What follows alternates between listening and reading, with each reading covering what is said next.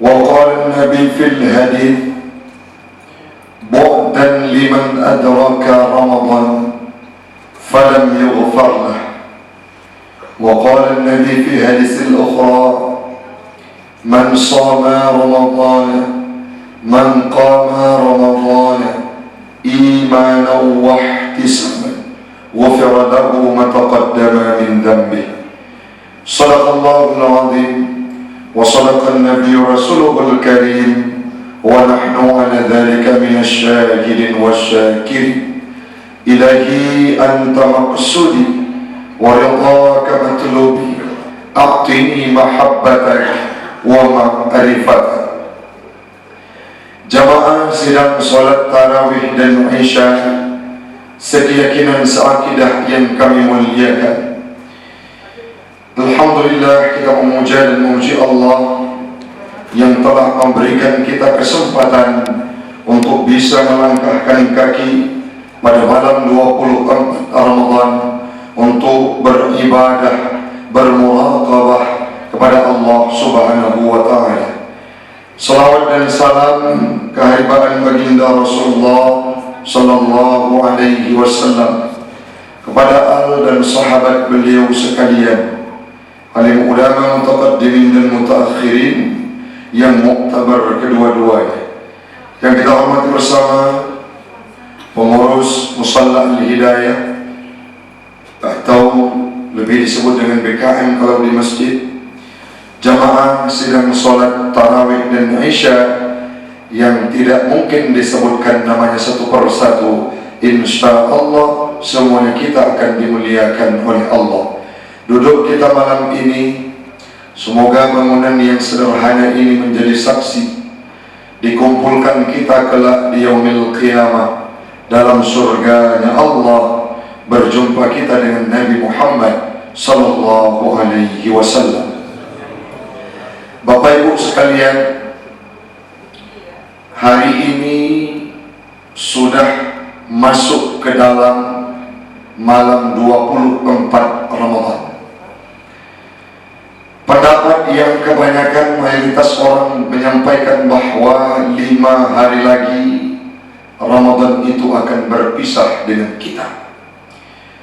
Orang-orang yang sudah mantap imannya, orang-orang yang sudah terbuka wawasan Islamnya, orang-orang yang sudah terpikat hatinya dengan ibadah, dia adalah orang-orang yang dulu kala datang Ramadan malam pertama memaksa diri untuk sholat tarawih di masjid, di musalla, di manasah.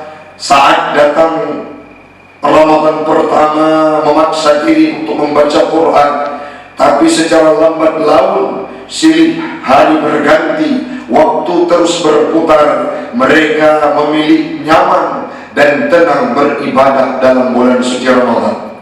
Orang-orang tersebutlah saat membayangkan satu hari demi satu hari Ramadan itu beranjak pergi ingin meninggalkan kita, siapa hati yang tidak sedih hamba Allah, siapa hati yang tidak meronta, siapa hati yang tidak gelisah menangis dalam kepiluan, membayangkan bagaimana nasib umat Muhammad yang ditinggal pergi oleh bulan yang sangat mulia, yang ditinggal pergi oleh sebuah bulan yang kita tidak akan mendapatkan kelebihannya di luar bulan yang lain dalam satu tahun kecuali bulan Ramadan.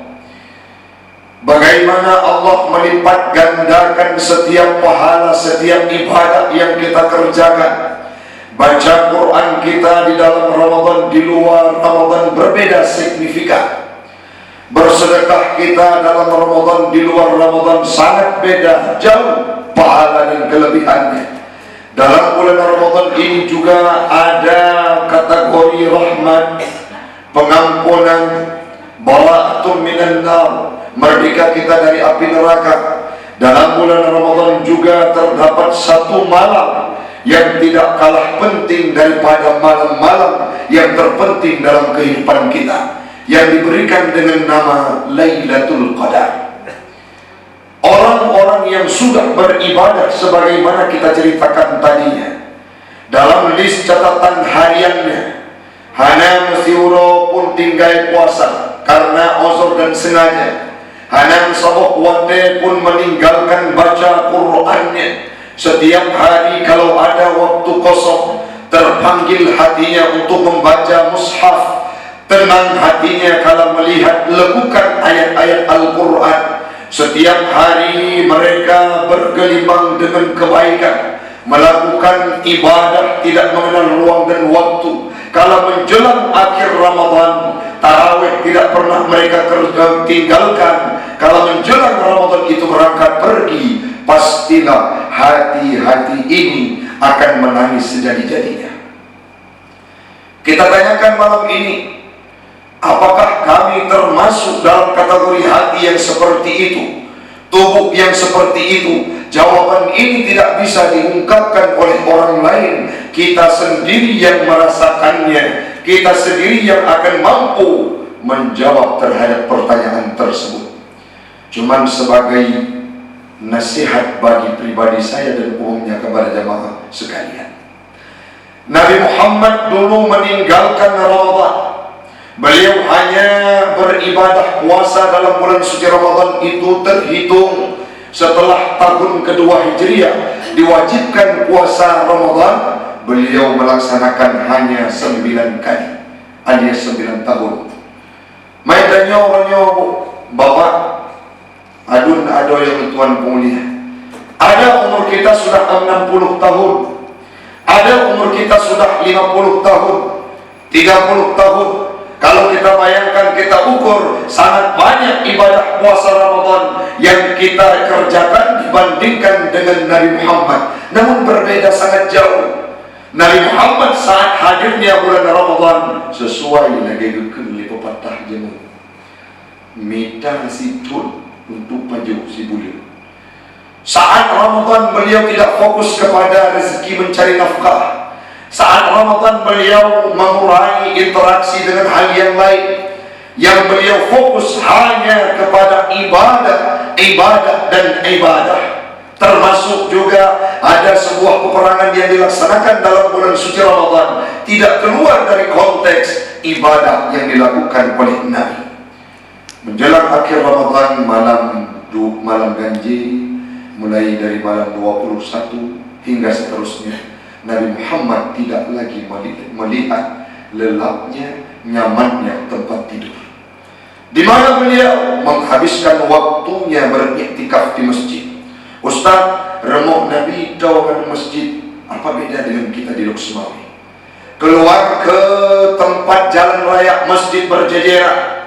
Hampir tiap kampung ada masjid di kota Luxmawi. Mulai dari penghujung sampai ke perbatasan, kalau kita hitung semua ada masjid yang membuat kita tidak lelah kalau kita mau singgah ke masjid. Ustaz, masjid panas, masjid mana yang tidak ada AC sekarang? Masjid mana yang membuat kita tidak nyaman sekarang? Hampir semua masjid dibuat nyaman oleh pengurus dan BKM-nya, termasuk di sini. Kalau kita beribadah dapat penghayatan, kenapa nyaman dibuat tempatnya? Namun yang kita sayangkan Bapak Ibu sekalian, banyak masjid yang kosong kalau malam-malam i'tikaf. Ustaz enak i'tikaf karena memenuhi undangan, pulangnya di sawer, ada diberikan ikramiyah. Wallahi Bapak Ibu sekalian, kalau kami terpanggil karena harta, karena anggaran, sampai malam ini tidak ada sepeser pun yang bisa kami bawa pulang. Dulu 6 tahun yang lalu saya memaksa diri. Kalau saya tidak paksa diri untuk beribadah, beriktikaf di masjid, tidak akan terwujud kesembuhan, tidak akan terwujud kenyamanan. Ada seseorang yang selalu datang ke musyola. Dia duduk pada satu sudut. Sudut itu akan membuat dia nyaman. Ibadah juga demikian, harus kita paksa. Latih, paksa. Setelah latih akan latah. Di azan, di musalla, di masjid, terbangkit tubuh kita untuk beribadah, latah. Kenapa? Karena sudah ada pembiasaan dengan terpaksa. Yang selanjutnya bagaimana? Setelah latah munculnya lazat, nyaman kita. Pergi ke masjid menjadi solusi. Masjid itu menjadi tempat yang nyaman dalam kehidupan kita. Yang terakhir, tingkatan yang paling utama adalah lazim, ibadah-ibadah sunnah menjadi prioritas dalam kehidupannya. Bagaimana ini tahapan harus diawali? Dari paksa. Jadi ini yang doa aja, doa gali boleh dulu, tidak kim. Nah doa Ustaz Najmun, ibadahnya wala Allahumma paksa. Jadi paksa. Ustaz, kalau paksa tidak ikhlas, namanya kewajiban. Coba kalau sholat yang 5 waktu ini tidak kita paksa, pasti akan tinggal dan menjadi kebiasaan. Tapi ada hari ini yang membuat kita senang. Ada orang yang kadang-kala telat sholatnya karena hatinya tidak nyaman. Ada satu malam meninggalkan sholat tarawih, tidak tenang dibuatnya. Ada satu waktu tidak membaca Al-Quran, tidak nyaman hati yang dibuat olehnya. Pernah saya baca sebuah catatan sejarah dan ditampilkan dalam sebuah perfilman terhadap Sultan Hamid II. Beliau mengeluarkan semua hartanya, diberikan kepada fakir miskin yang bermimpi bahwa Sultan Hamid II ini meninggalkan sholawatnya kepada Rasulullah setiap malamnya. Akhirnya beliau memberikan hartanya karena sudah diingatkan untuk beribadah. Itu tingkatan yang sudah lazim, artinya ibadah sunnah ini sudah menjadi prioritas dalam kehidupan mereka. Maka kita pun ajak keluarga sahur di masjid. Jangan tunggu nasi kotak yang dibagikan oleh panitia. Bawa dari rumah, singgah dengan keluarga. Coba bayangkan kalau kita serentak mendapatkan malam Lailatul Qadar. Masih ada 25, 27, 29 yang mana ibadah satu malam pada malam tersebut jauh berbeda dengan bulan-bulan lainnya. Satu malam orang beribadah di malam Lailatul Qadar lebih baik daripada 1000 bulan alias 80 tahun.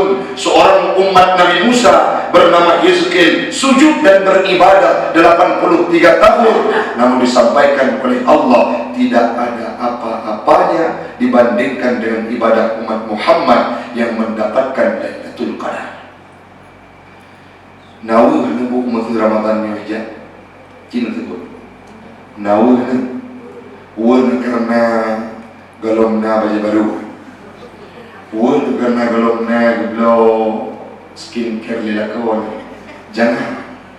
Tapi lah, sedihlah karena setelah Ramadan ini kita tidak bisa memastikan. Ustaz Taufik tidak bisa berbicara malam ini. Long di Ramadannya akan ditlong. Dan belum jadlam penopong salaan hidayah. Belum bisa kita pastikan. Bisa saja besok, lusa, usai Syawal, Allah hadirkan malaikat yang mencabut nyawa, memisahkan kehidupan kita dengan dunia. Kemarin ada seorang jamaah GPS namanya Khaidir Syah. Bukan beliau yang meninggal, tapi ibundanya di kandang. Sebelumnya ada jamaah kami di Al-Muslimat Islami. Ibundanya juga sakratul maut tepat pada malam Jumat. Ilun bu rata-rata sering ilun doa, ya Allah, nepumati ilun lam ibadah, lam rahmat malam Jumat bulan Ramadan. Saat ada peluang ini diberikan kepada orang yang kita kenal, rasa-rasanya kita menangis paken-ken. Kita tidak bisa menjamin bisa hidup besok atau lusa, maka manfaatkan kondisi waktu yang masih ada ini Bapak Ibu sekalian, seolah-olah ini Ramadan terakhir. Sebagai pemicu semangat kita di akhir paparan ini, ulama pernah berkata, "I'mal lidunyaka ka'annaka ta'ishu abadan." Kerjakan aktivitas duniamu seolah-olah engkau hidup selamanya. Pakai supaya muncul semangatnya. Sampai dapat dulu bayang mati. Nyan hanali ada kerja, tulat dikrek di bukan di atasan, 5 orang hanali ingat mati. Jadi bagaimana? Kerja kantor, ingat kita akan hidup selamanya supaya muncul semangatnya. Wa'mal li akhirataka ka'annaka tamutu ghadan. Kerjakan aktivitas akhiratmu seolah-olah engkau akan mati besok. Nyo cukup le harta, singoh mati kalau kuyuk sedekah penuh kita korbankan. Ini sangat sangat banyak ibadah yang masih kurang, besok saya meninggal dunia, tingkatkan ibadah. Itu yang harus kita tanamkan dalam kehidupan hamba Allah. Ibu-ibu bapak sekalian, semoga Ramadan ini mampu mendidik kita menjadi pribadi yang mendapatkan titel muttaqin, bertakwa dan beriman. Usai Ramadan yang bro ngelako yang menjina kagak, yang hanapah ngan promo kagak, yang mentang durhaka ngurung syik sampai hari ini belum menjenguk orang tuanya. Mulai Ramadan ini kita ada perubahan. Selepas Ramadan akan menjadi pribadi yang soleh dan solehah diberikan oleh Allah. Mudah-mudahan bermanfaat bagi pribadi belum tuan dan umumnya kepada jemaah sekalian. Saya sampaikan di akhir, saya mohon izin Bapak Ibu sekalian, dari tadi malam belum sempat lihat tempat tidur karena saking padatnya jadwal untuk memandu dan memenuhi permintaan para masyarakat. Ini saya pulang sejenak untuk istirahat, nanti akan lanjut dengan qiyamul lail. Insyaallah saya sholat tarawih saat sudah berada di masjid nantinya. Demikian yang dapat saya sampaikan. Lebih dan kurang saya mohon maaf. Hadanallahu wa iyyakum ajma'in. Assalamualaikum warahmatullahi wabarakatuh.